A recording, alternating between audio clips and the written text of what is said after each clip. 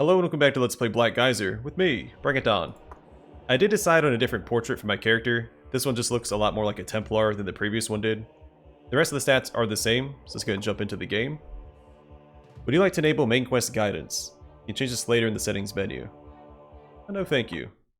This is a little too hand-holdy.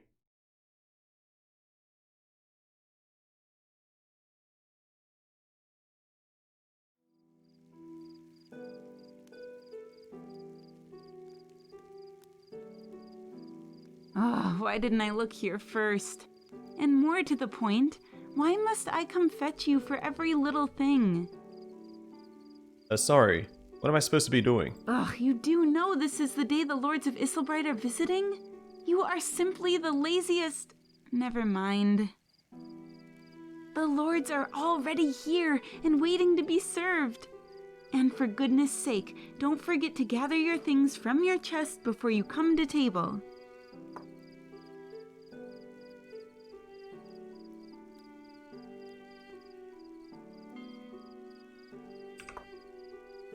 So main quest tab, side quest tab, our journal, which I really appreciate.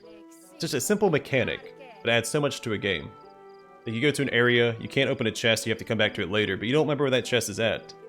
You just type it here. It's just super handy to have. A compendium and greed. So greed is a unique mechanic to this game. The curse of greed currently affects the world of Yarngol faintly. It can barely be felt, but those with a keen sense might start to feel its effects. The costs of living are on the rise throughout Yarngol, albeit ever so slightly. Some can feel the winds of change. So the decisions you make throughout the game affect the greed in the world. And the more famous you are, this bottom slider here, the more impact each decision has. More about that as we proceed through the game. The Templar, I don't plan on being too greedy. Sir Gavilan. Oh dearest Nifra, your eyes are like the pristine waters flowing in this fountain. Really clear and wet. Your shining locks, reminiscent of clouds shining in the sky up there, above us. Thank you, Sir Gavilan. Your compliments warm my heart, I think. Oh, Nifra, there isn't a lass on this whole estate whose beauty compares with yours. Or, maybe the country. Yeah, I mean in the whole country. That's very kind of you to say, Sir Gavilan. Your self-confidence is impressive. Listen, my fine Nifra, when I return to the great city of Isilmerald, will you accompany me? I vow to treat you like the lady you were never born to be. What is your answer? Kind Sir Gavilan, my heart aches to give such an answer, but I'm not ready to marry anyone just yet. Please understand, I simply stepped away from my chores for a moment to catch my breath and stare at the fountain. Now I must return to work.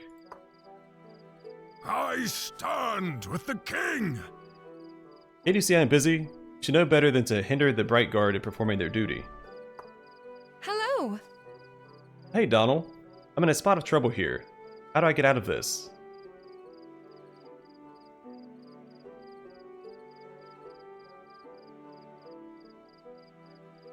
Take a while to explore your feelings, Nifra, and speak honestly. Bright Guards are knights of the highest stature, who accept your decision, whatever it is. Easily said, Donald. He is sweet, but the way he expresses himself is just awful. Anyway, I suppose I must give it some thought. Thanks for listening. We shall... What? Off I go.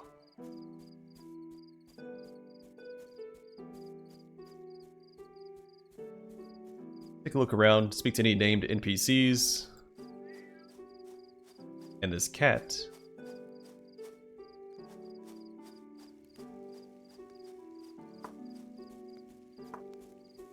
Greetings! Good day. To you as well.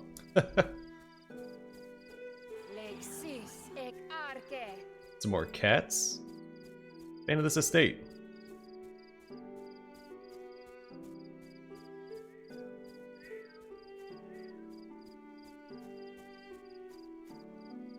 Oh, he disappeared. Oh, there he is. Court Mage Lucia. Hurry it up, please.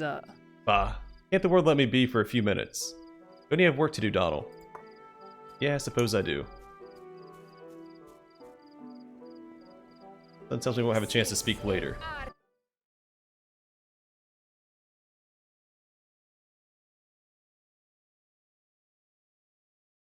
Call it gamer's intuition. And by that, I mean I've played through this part before.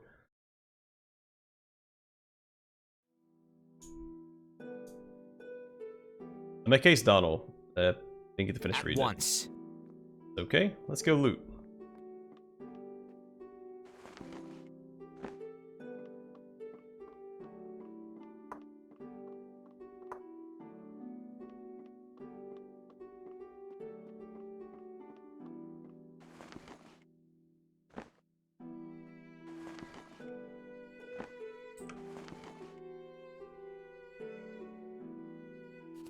The Fallen Prince's Tale.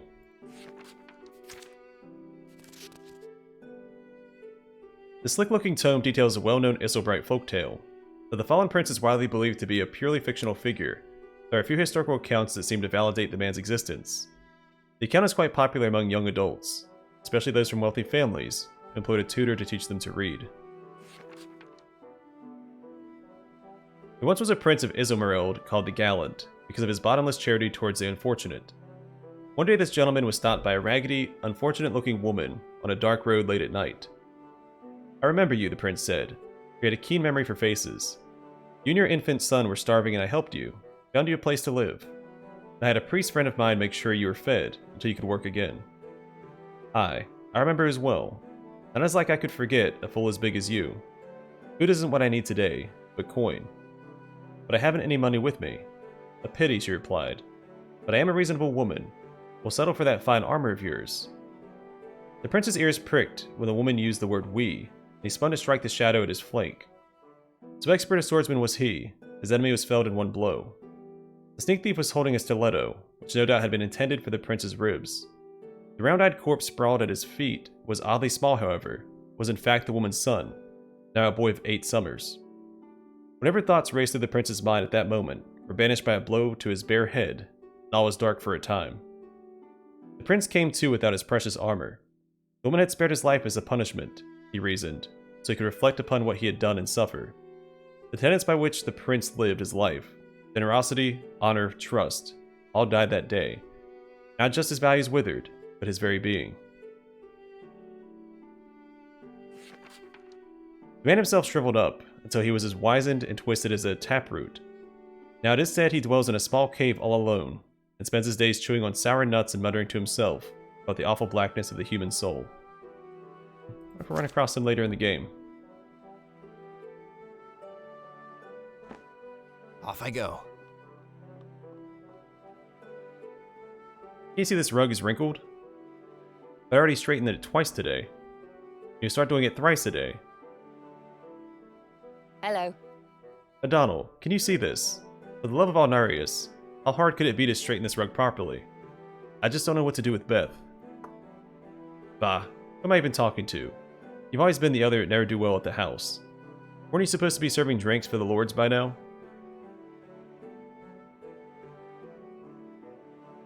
Don't be so harsh with her, Marie. She already straightened it before. I just happened to stumble on it a few minutes ago. How valiant you are, Donald. I'm sorry, you are right. I've been a little hard on her. I just ask the both of you, do you work well? Hey, 150 XP. Hello. Hey, Donald. Aren't you supposed to be serving drinks at the meeting? Don't worry about me. Marie will calm down in a while. There?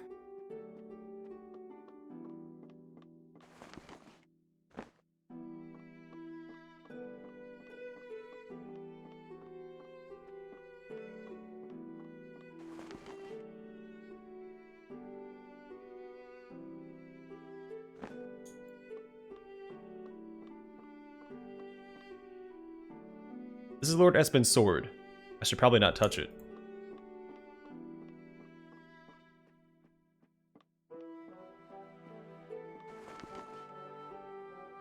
Lunar pendant.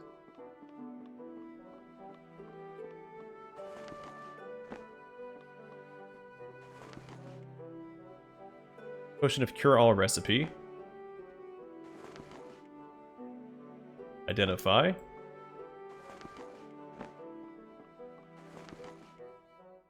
A Voice in the Woods. This book's cover depicts a spooky, unnaturally crooked tree. Inside is a series of bedtime stories for children. These menacing tales have undoubtedly induced many nightmares since the author set ink to page. They also include object lessons about the various dangers one might face in the darker corners of Yarengall. There are also several sketches interleaved with the stories to help the reader's imagination along, so that smaller tots can enjoy it even without their parents present. There once was a little girl who lived with her ma'am with her ma'am in a cottage in a deep and trackless wood. The girl loved to run and gamble along the trees all the day long, but her ma'am cautioned her to always return before sunset. When the light died, that's when the dark and hungry spirits of the forest awoke. But the girl was young and careless, and paid her ma'am little mind. One day when she returned home, the shadows were already long and blue, and her ma'am scolded her. "I never told you this," she said, "that you once had an older sister. She was foolish and didn't listen to her ma'am. She strayed somewhere out in those same woods and never returned." The girl paid little heed to these warnings, for she herself had never seen anything scarier than a mother fox with her kits. Now the sun was setting earlier each day as autumn turned to winter, when the girl was late coming home. There was still enough light to see the way, but she had stopped when she heard someone calling her name. The voice was that of a girl like herself, and called itself Genevieve, which was her lost sister's name. The girl was most eager to meet her sister and take her home to her ma'am. She rushed into the bracken and found a tree with branches spread like giant skeletal arms. The voice seemed to be coming from the shadowy bole of the tree, so she approached, squinting at the impenetrable shadows. Was that a child crouched inside, as if hiding from the scant light of dusk? When the girl heard the squeak of the branches closing in to grab her, it was too late. Now if you stray too far from home, and the shadows turn long and blue, you hear two little girls' voices in those woods. They may call you by name, they promise play and gifts and new friends, but you'll know better. You'll listen to your ma'am, won't you? Hurry home before night falls, or you'll find yourself in a new home deep in the trackless woods, forever. I will lead.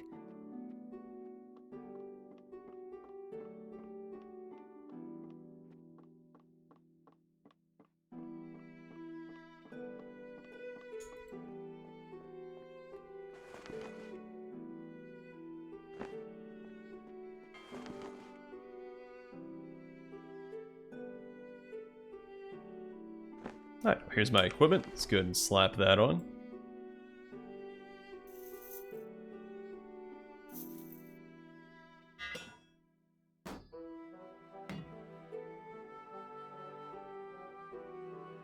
Did I drop? I await your instructions. Ben? Here we go. We're all kitted out. As you say. Ready to go serve some drinks. I'll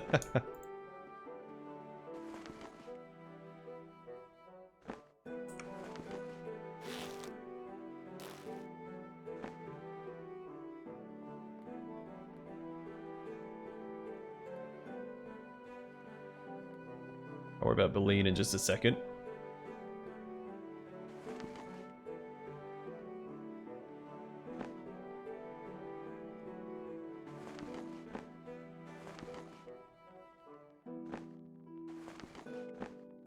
Alright, so we can start brewing and drying, I think. Oh, I need to dry first. Oh, we don't have any fire. Never mind, we can't.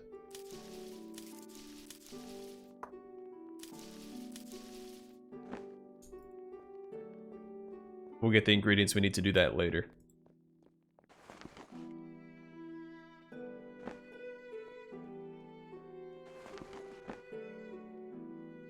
There? Hello? Adonal, don't you have somewhere else to be? The lords and ladies are waiting. I thought I turned off main quest guidance. I'm pretty sure that's what these yellow circles are supposed to be. Also, before I forget, let's go ahead and put some of these on our belt.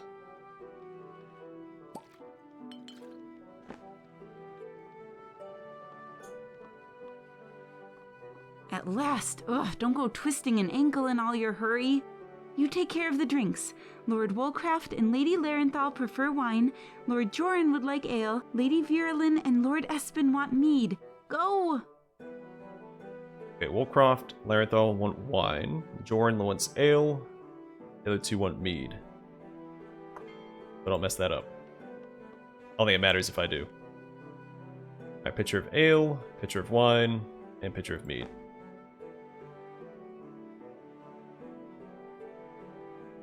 Already forgot. These two want mead. Okay, I see. Hello. Ah, the staff. I was starting to wonder if you'd all fallen ill with the plague or something. Your wine, Lord Wolcroft. Huh. I will lead. Hello. Yes, yes, get on with it. Your wine, Lady Larenthal. I suppose you expect me to toss you a coin for doing your job. I wouldn't complain. Well? Your ale, Lord Joran. You know this is supposed to be served at room temperature. No, of course you don't. Put in a lot of effort trying to remember who wanted what. Y'all better be appreciative. Hello. Ugh, the carriage was quite stuffy, and my throat is sorely parched. Your mead, Lady Varellin. Just what I wanted for a change. Hello. You're here, finally. Your mead, Lord Espen. Ah, good.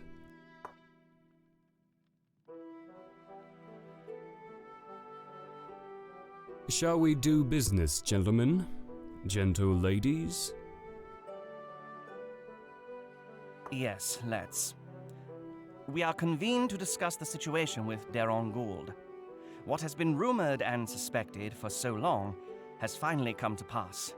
A council of nobles with mining interests in the town have declared themselves independent from the crown of Isilmerald. I don't like this dirty business, sending a list of grievances to the king. Sounds more like the actions of a bunch of uppity peasant farmers than nobility. There are ways these things are done. And there are ways that kingdoms may crumble. I understand your feelings on the matter, Lady Larenthal. But Darren Gould enjoys the sympathies of many important persons here in the north, and I number myself among them. What's more, there have already been defections among the Isilmerald nobility, most recently Aldnar. She speaks of your son, Lord Espen, who chose to forsake his birthright to join the rebels. Ah, yes. Thank you, Lady Larenthal, for reminding me. And I'll thank you, Lady Virelin, not to speak his name on this estate, nor in my hearing again. Oh, why, I will... But you won't. Whatever the loyalties of, the young Lord of House Espen, the southern nobles have many legitimate complaints. Heavy, some say ruinous taxation, delayed shipments thanks to the Crown's regime of inspections and checkpoints, the King's insistence that Deron Gould's military, even the town watch, must be trained in the north. It's quite a list. Yes, it's all very sad. I'm sure they toss and turn the night away on their beds of gold bars. Taxation and bureaucracy are simply the facts of managing a prosperous nation, of keeping our enemies at arm's length. How long would their precious mines keep producing without the king's protection?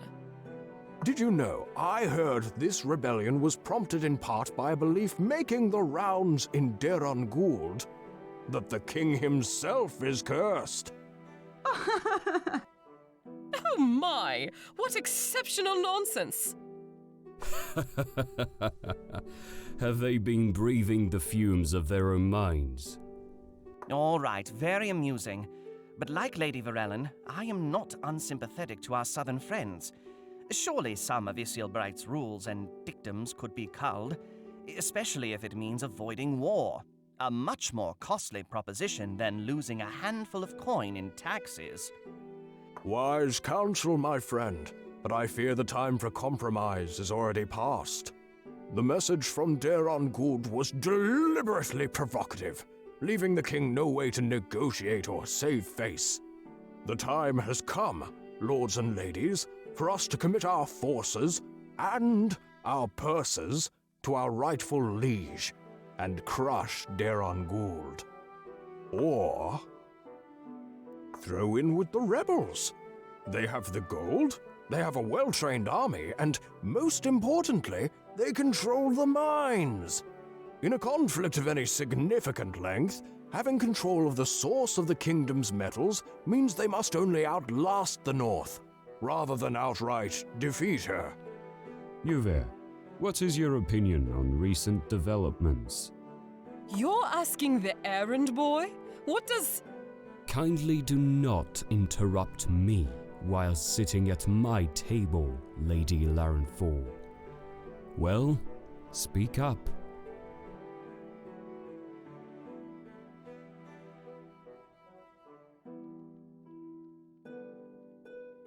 I'll go with 1. A peaceful solution must always be best, especially if the only point of contention is money. Very noble of you. I agree that the value of gold must be held cheap against the value of doing the honorable thing.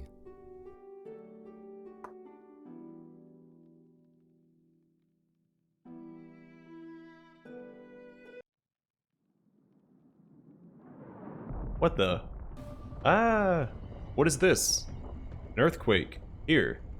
India, protect us. My lords, we are under attack. Please take shelter at once. Perhaps the cellar. You may wish to arm yourselves, my lords. Under attack by whom? They make no secret of their allegiance. They fly the banners of Darong Gould. Did you see anything else? Do we know who leads them? That one was far at the back. All I could see of him was his vibrant red hair like a flame. Aldenar. How much time do we have? Too little, I'm afraid. Their numbers are overwhelming. We were forced to fall back to the main gate, and they're already... Surely they will listen to reason, wherever they're from. They won't kill us out of hand like so many soldiers. They wouldn't dare. Right? Calmly, my friends. Let's all go out to meet them. They're not bandits after all. Yes, go ahead. You have my blessing to speak on my behalf if it's of any use. You? What? Where are you going? Come with me. Make haste. At once. You and you lot with me. I have to turn up the music volume. But what is it, my lord? That sound? The main gate has already been breached. The House of Espen is about to fall to the agents of Darong Gould. Now, never mind that. Just follow. And you, ready your weapon. With all the time you spent training under my Master of Arms, you must be able to defend yourself by now.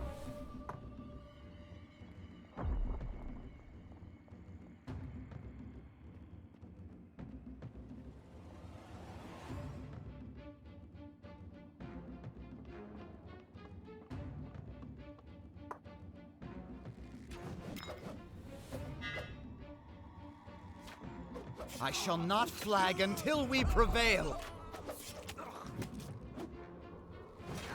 Oh, we're going after the wizard. If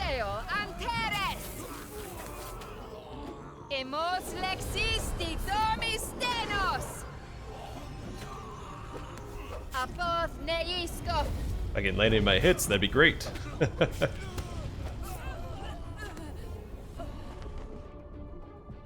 I'll take all that sweet loot. Come here, you.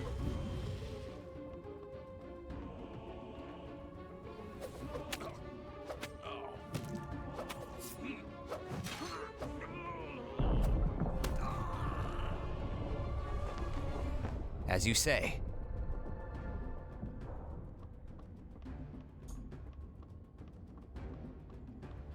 Let's compare some of this stuff to what I currently have equipped. But we have a scroll of identify. Identify.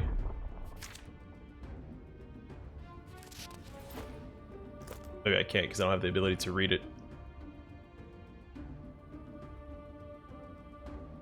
I don't see any other maces or clubs. How does the shield compare?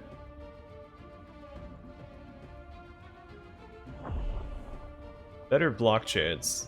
Everything else is worse.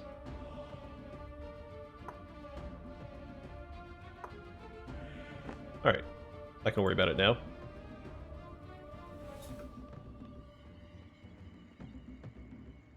They're not getting past us. No one stands against steel.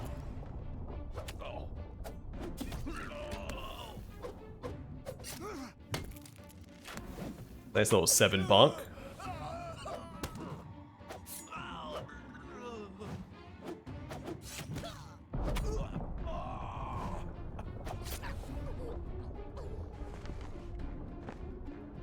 Off I go.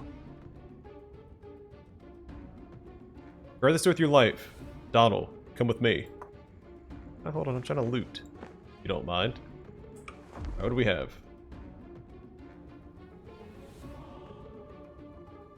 So this is worse than what I currently have equipped by 1 max damage.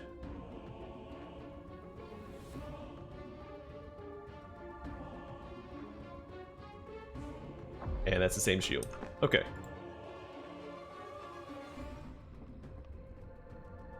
Now listen to me. Listen closely. This is important. The Lady Espen was the love of my life. My one love. There was nothing arranged about our betrothal. My lord, sounds like the fight is coming to us. Perhaps we'd best ready ourselves. Be quiet, I tell you. You never saw her yourself. Not that you'd remember, but if you had, she... Gods damn these Deronguld swine. Behind me is my dressing chamber. Go fetch my sword from there.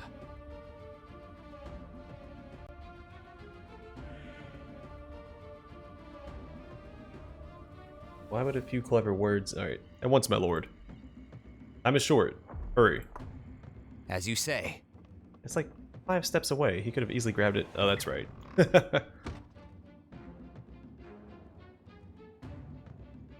Search all the rooms. Leave no one alive.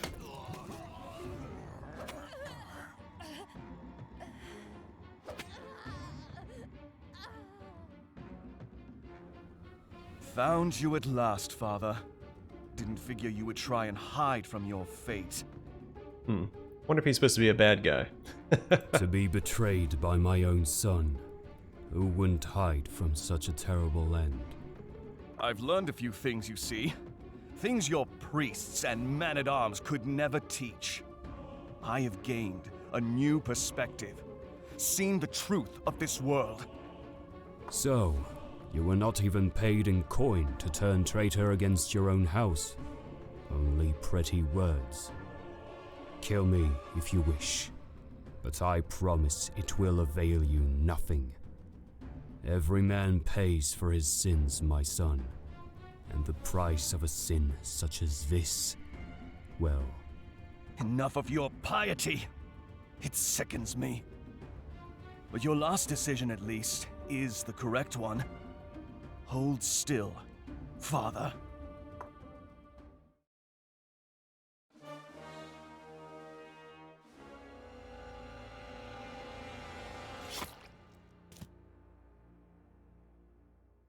Don't worry, my child. Your hardships are over for today.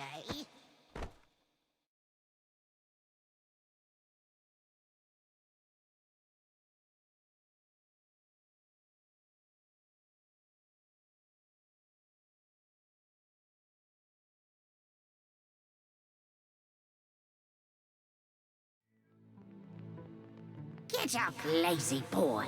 It's time to go to bed. Alright, welcome to the crone's cottage. What? Where am I? What? Does this look like Hrothgar's realm to you? You're in my hut. How did I get here? I brought you here.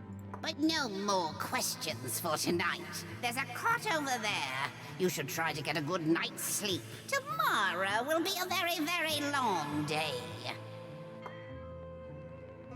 At once.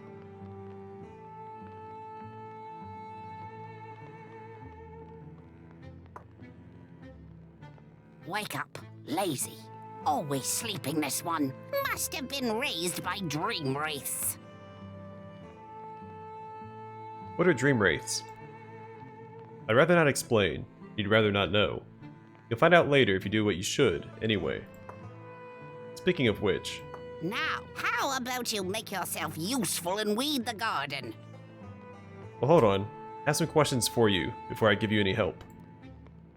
Very well, ask your questions, but be warned, I can't guarantee you the answers you're hoping for. How did I end up here, really? Well, if you must know, you are about to die, so I whisked you away to my little hideaway in the forest. And would you believe it? Now you're not about to die. Did you know Lord Espen? Yes, yes. After a manner of speaking, I knew him. A good man, but a bad father. Get that look off your face. His own son killed him. He can't have been much of a patriarch. Who are you? Just an old witch who likes her privacy. Before you ask, no. I don't intend on turning you into a fox.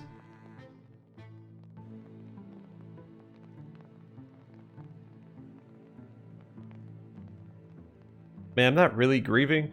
But sure. Can't you tell I'm grieving? My liege was killed by his own son, Aldnar. Busy hands will dry your tears, boy. Now, I'll be making a stew this evening. You'll be helping. I need you to go find some things for us. Take a look at this list. Once you've read it, let me know, please. Gather the following. A handful of bruise root, 1 brown stem mushroom, a slab of fox meat. Feeling well? Oh, good, you know how to read. I have something that will help you gather what we need without hurting yourself too much. Here, put these on. Got some gardening gloves. 10% to brewing and drying. We lose our cold resist. Gotta figure this out real fast. Let's identify that. Alright, so it's a light elven belt. This kind of belt is favored by elven archers and warriors around Yarangol. It is light and elegant, just like the elves wearing them. It functions pretty much the same as any other belt of the land, but for some, the stylish sleek design matters a lot. Many also argue that somehow these are way more comfortable than man-made belts. That might be attributed to simple snobism.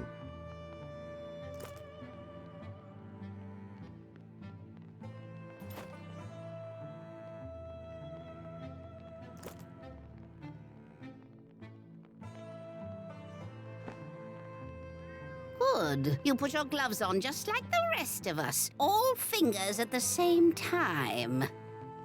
You weren't trying to put them on 1 finger at a time, were you? Good, good. Now off with you. When you've got everything on the list, come back. Now get to making that stew.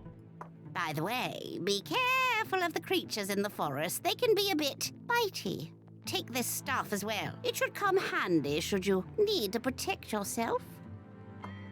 I've got a morning star in my hand. I think I'll be okay. I'll take a look at it. I better pulse and blow damage. Right now I'm doing pulse and blow and stabbing. Better attack speed. Better range. And the attack speed might make up for it. Can I use it in one hand? No, it has to be two-handed. Yeah, I'd rather keep the shield equipped.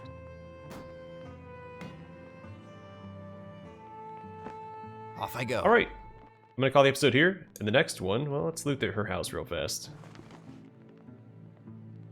Out of annoyance. Of Keiichi?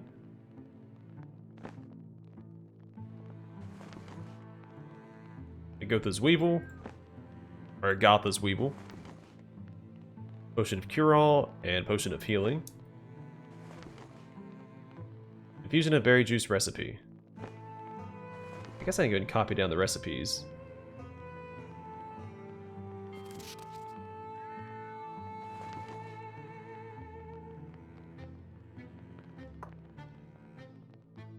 Oh, does it not just copy it to the book? Alright, that's fine. Alright, either way, I'm going to call it here. Next episode, we will go out and collect the ingredients for the crone and continue from there. But for now, thanks for watching. I will see you guys in the next one.